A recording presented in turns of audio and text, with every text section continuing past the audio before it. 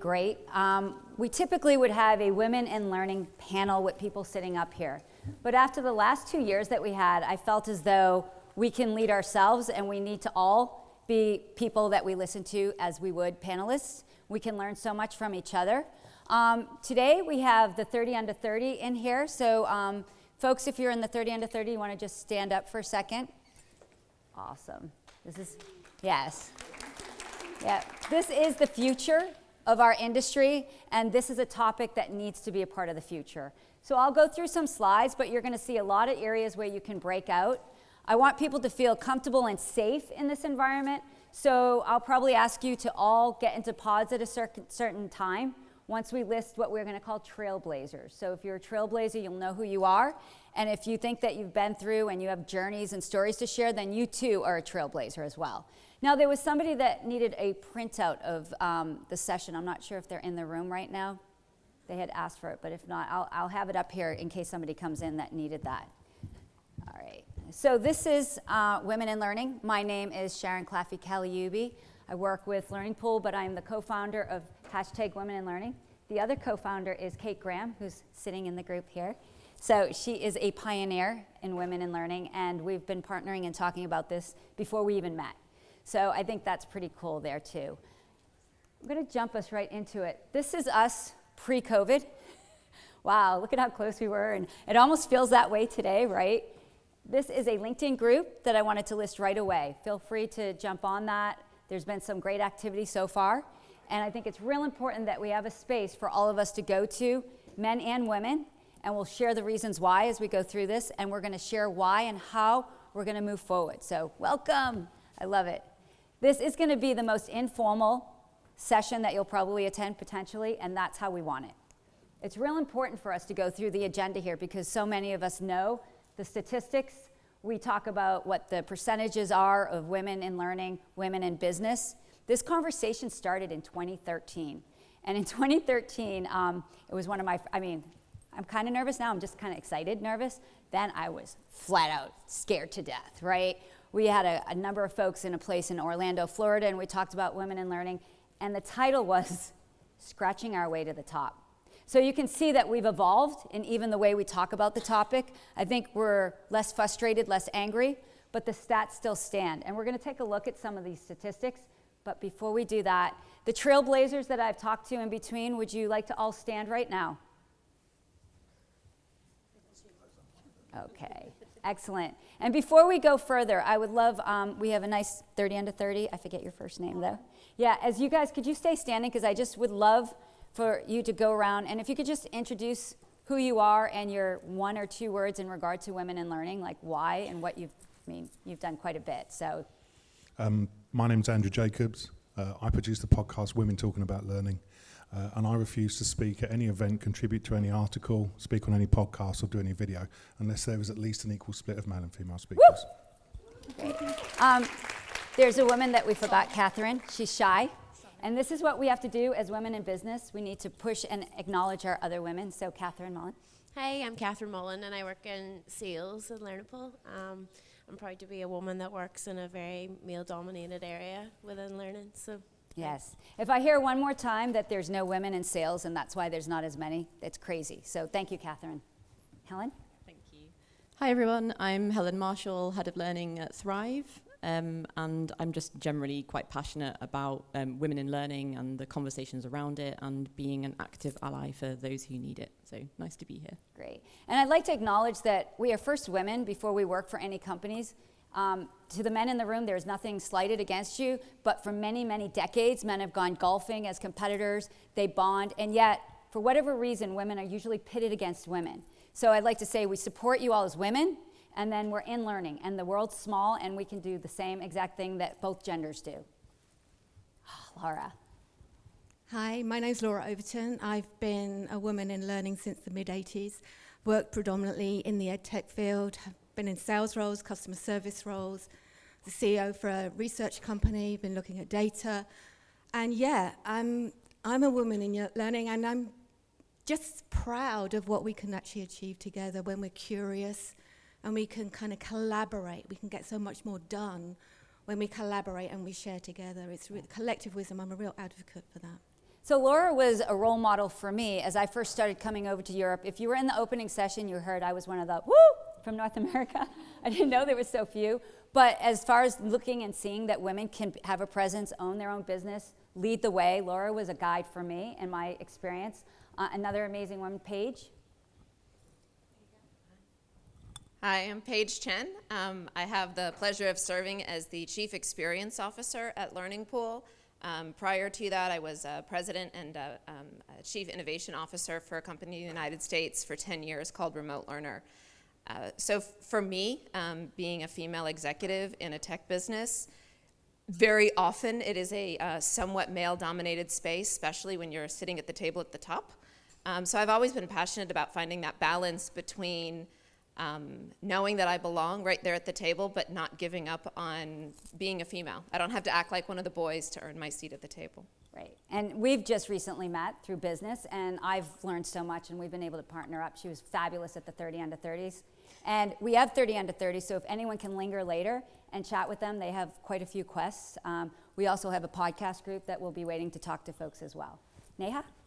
Hi, I'm Neha Budge. I'm the Learning Transformation Manager at Orion Learning. I'm proud to work for a company that was founded by women.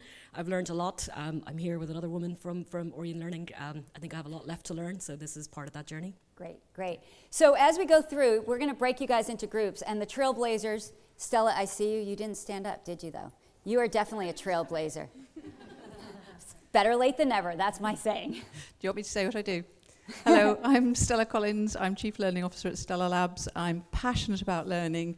There's quite a lot of men in my business at the moment, and I'm really trying to make sure that we change the balance of that, partly because we're tech, but I really think that women have so much to bring because we have such a different way of thinking about the world. Exactly. And I think it's amazing. Just like the keynote this morning. And Stella also was a guide for me as I came into it. So that's what I'm going to say is this is an opportunity to meet with some of the folks. Here's the gaps. There's some US stats here.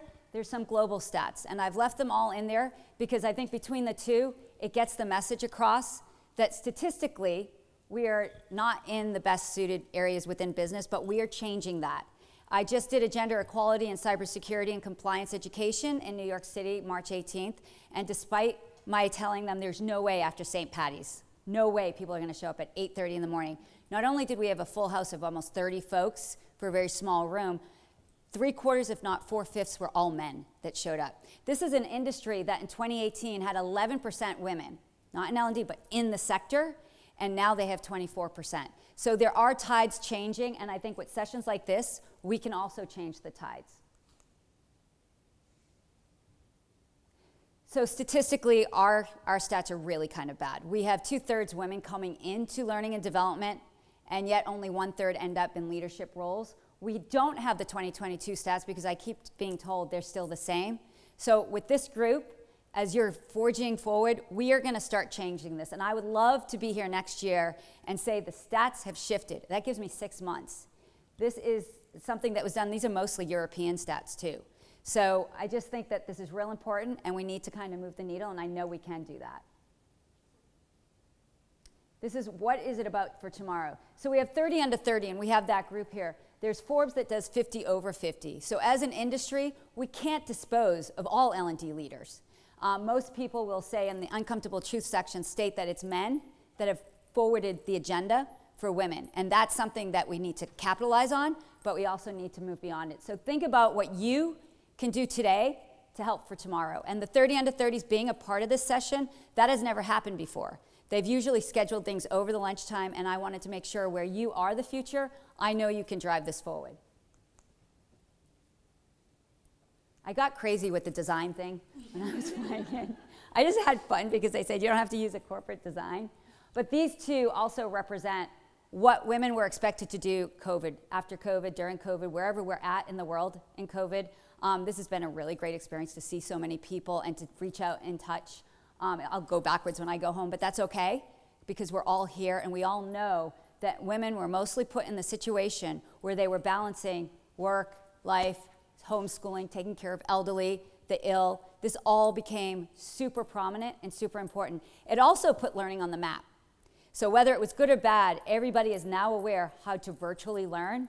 And we need to take this as we are at the table. We are not begging to get a seat at the table. We're at the table now.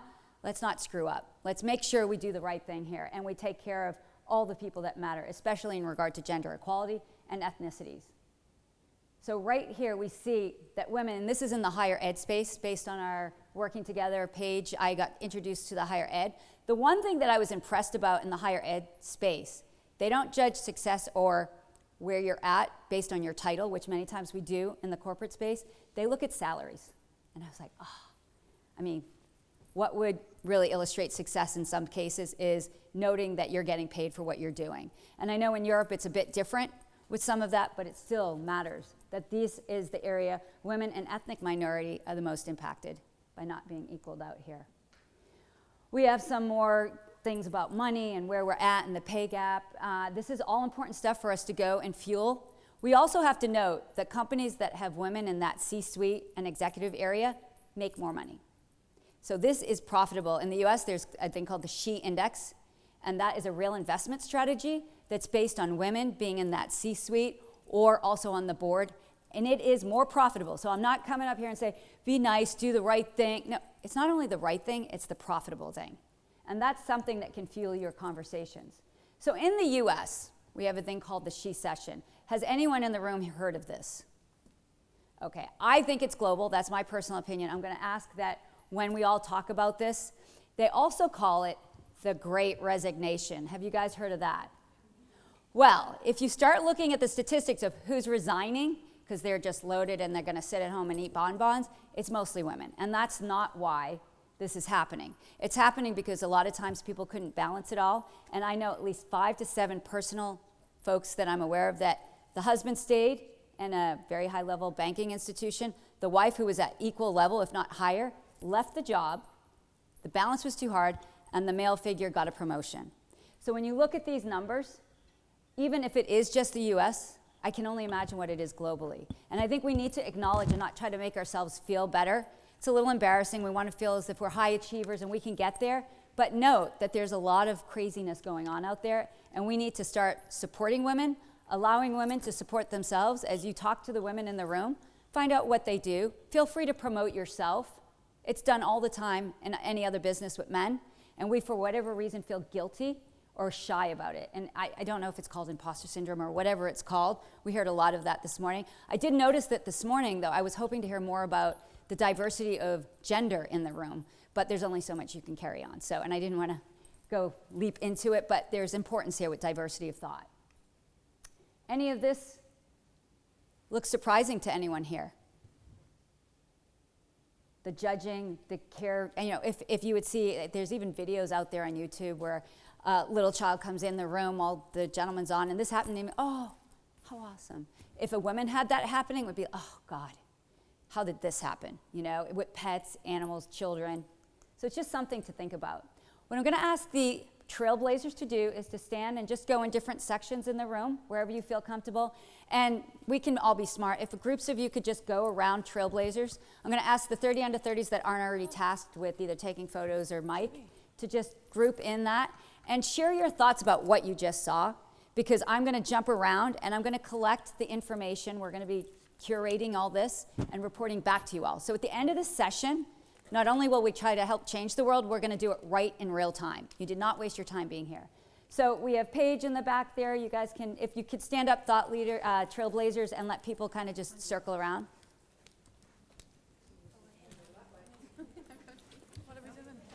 The gist of the conversation. This, as a facilitator from the 90s into, this is a rule. You never go in front of the light, but I have to move around, so I'm just giving myself permission. I can do that. Sorry, though. But just take a bit of a note, the 30 under 30s that are in each of the group. We're going to ask for reflections later, and we want to be able to get this reported back. And then I'm going to jump on. So just take 1 minute and just make sure that the 30 under 30 in your group has an idea of what the conversation was. And we're going to do this a couple more times. So find a space where you're comfortable in your little groups there, and we're going to keep doing this.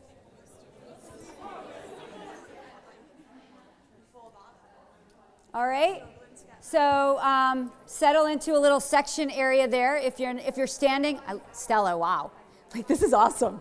Kind of slide into the chairs, and we're just going to look at a few more slides, but you're going to gather again and talk. So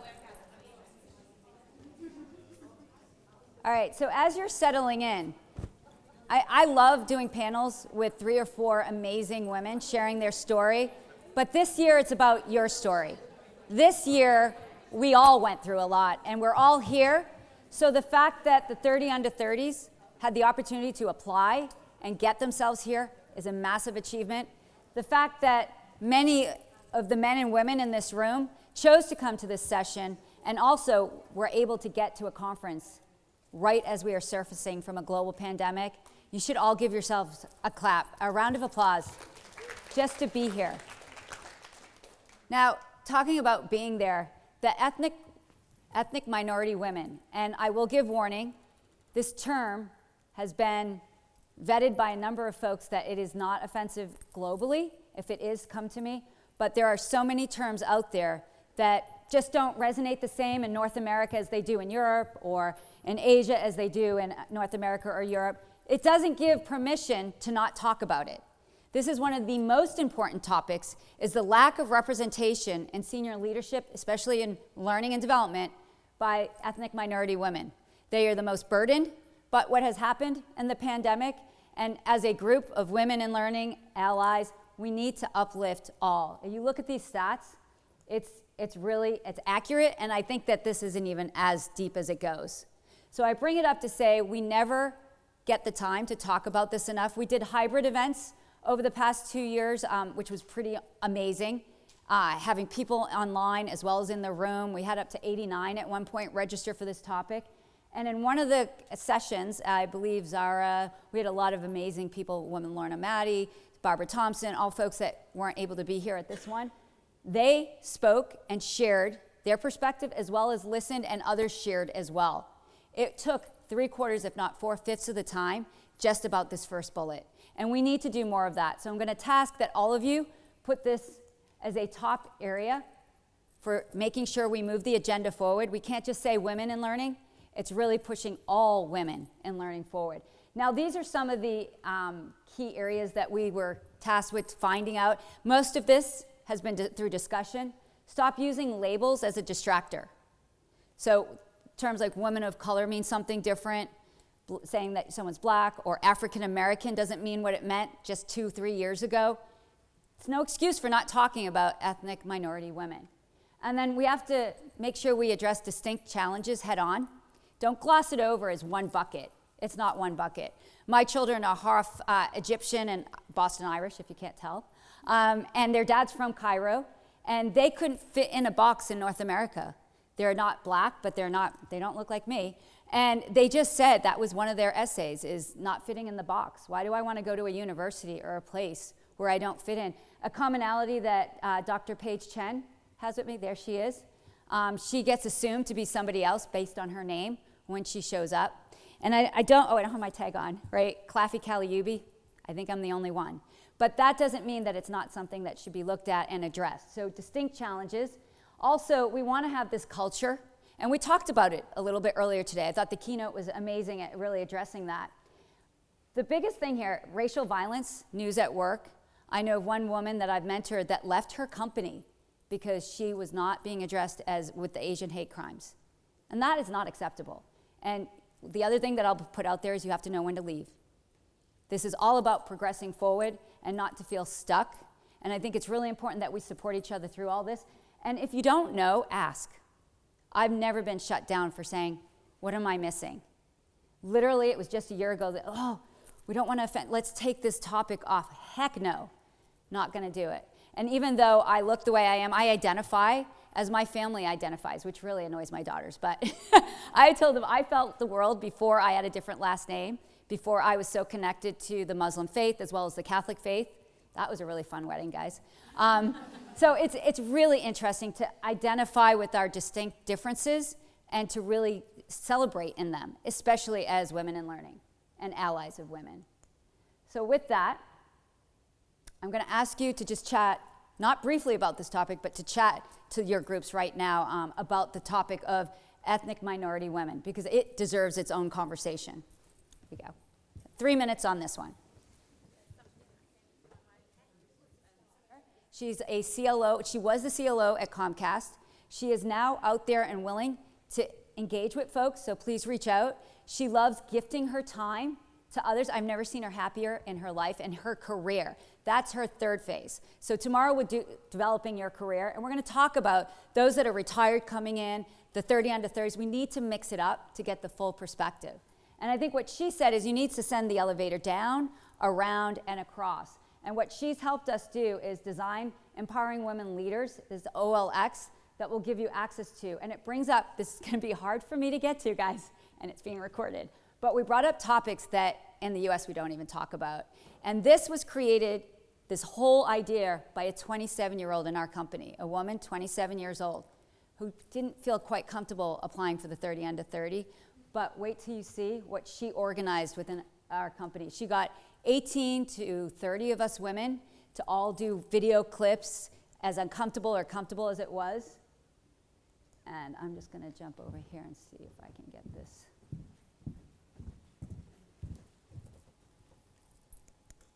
Oh. So I'm going to try to get this. Sorry, I knew there would be a little snafu here. This is going to be...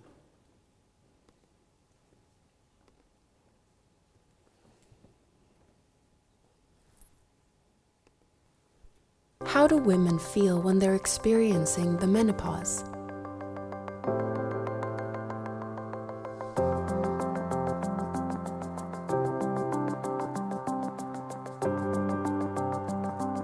This is so important in today's society. And we have the opportunity to let any of the resources that come in for you to try them out. This is the case for millions of women in the UK going through this right now. And we know it's tough. This is why communication is one of the most important tools we can use to help the people around us. So I think it's really important for us to know that we need to stand up for who we are as women. We need to make sure that we're providing support in all areas. And let me just see if I can. We have bystander. We can't be a bystander to any of what we just discussed, any of the uncomfortable truths. There's videos and stuff here. I'm not going to go through that because I want us to really wrap up and finish. First of all, how did you feel being on the panel? All of you were on the panel. Did it feel good? I think everyone here deserves to be on the panel, and that's the difference. It isn't about 2 or 3 people. So right now, I'm going to ask you to pull out your phones. I know everybody has one. And I'm going to ask you to send a note to a woman in learning. And that can be in higher ed learning. That can be maybe you're educating your mom on stuff. Maybe you have a colleague. But one note that you can send out right at this moment and improve the lives of somebody. Say, thinking of you in a Women in Learning session. And men as allies, I want to applaud you. You've been a great strength. We have the Death of E-Learning podcasters there, Stefan and Luke. And Stefan, people have come up to me and said I was there. And it's just awesome to see the support. Because we know we have a little bit of a deficit, women not supporting women, and we're going to change that today. And I'm going to ask as we wrap up, because I want everybody out there to wish they were here. We did this 3 years ago. I don't know if you guys are up for it, but I would love for the videotape if we all got to the end or stood up here and at the screen just said #Women in Learning and get the message out. That's a clip we can use over and over again. We are strong, and we are going to make a difference. We have resources. I want you guys to be able to send me any of the resources. I have my business card here because I'm not going to splatter and put, if anyone wants access to any of the resources that we have, I'm going to leave my cards over here and you guys can grab these. But I would love us to leave, and we've got the perfect timing. We've got that minute. If you're comfortable, to stand up here on stage, because today everybody was on the panel. It's no more about 2 or 3 women talking about their story. It's your story. And we're going to capture those stories from the 30 under 30, so thank you. Come on up, guys. Let's do one big shout out for Women in Learning. My business cards are right over here if anyone wants them afterwards. And for the 30 under 30, if you want to meet them after this session, then please do. Come on up, guys, everybody in the room. I think this will make a statement that this is going to change.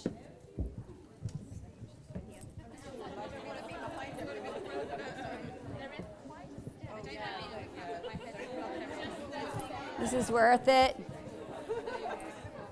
And on the count of 3, I'm going to ask that everybody does, I know this isn't UK or European, but let's just do a huge shout out to #Women in Learning. Kate, get up here.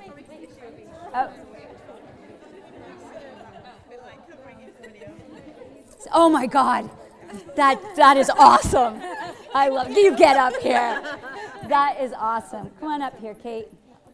I'm too tall. No, see, we're hiding ourselves again. All right, guys, ready?